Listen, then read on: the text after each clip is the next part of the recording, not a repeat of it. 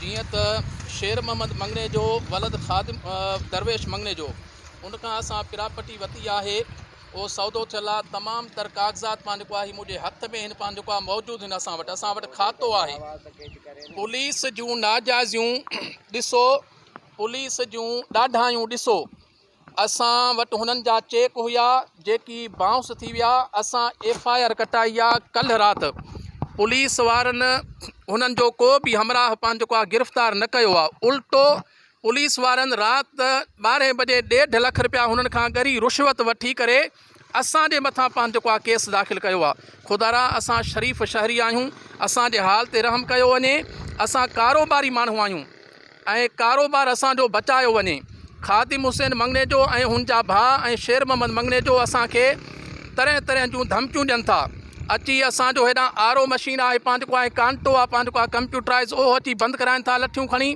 केॾी महिल पाण जेको आहे RO मशीन बंदि था कराइनि, केॾी महिल हे पाण जेको आहे असांजा दुकान मुंहिंजो धिको आहे पाण जेको आहे अची धिको था बंदि कराइनि। FIR असांजी कटियल पाण जेको आहे पुलिस पाण जेको आहे हुननि खे अरेस्ट न कयो आहे। सुबुह पाण जेको आहे पुलिस मुंहिंजा ॿाहिरि पाण जेको आहे गिरफ़्तार करे वई आहे अरबाब अली मशहूरी ऐं मोहम्मद लाइक़ मशहूरी खे।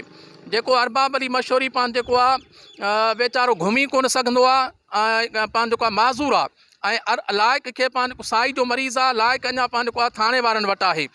ऐं मुंहिंजो बि नालो पाण जेको आहे FIR में हिननि ॾिनो आहे। पाण जेको आहे दिली जान मंगसी सां पाण जेको आहे मिलियासीं। दिली जान मंगसी पाण जेको आहे इतराफ़ कयो त मूंखां ग़लति FIR कटिजी वई आहे ऐं ग़लति FIR पाण जेको आहे कटी आहे।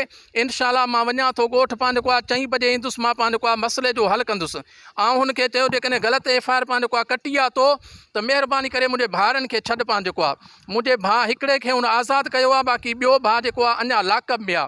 पुलिस जे ज़ुल्मनि खां असांखे बचायो। हिन बाअसर जेके हिन ख़ादिम हुसैन मंगने जो आहे ऐं शेर मोहम्मद मंगने जो आहे, उनजा पुट जेके आहिनि उन्हनि जे ज़ुल्मनि खां असांखे बचायो। महिरबानी करे असांखे इन्हनि जे ज़ुल्मनि खां पंहिंजो बचायो।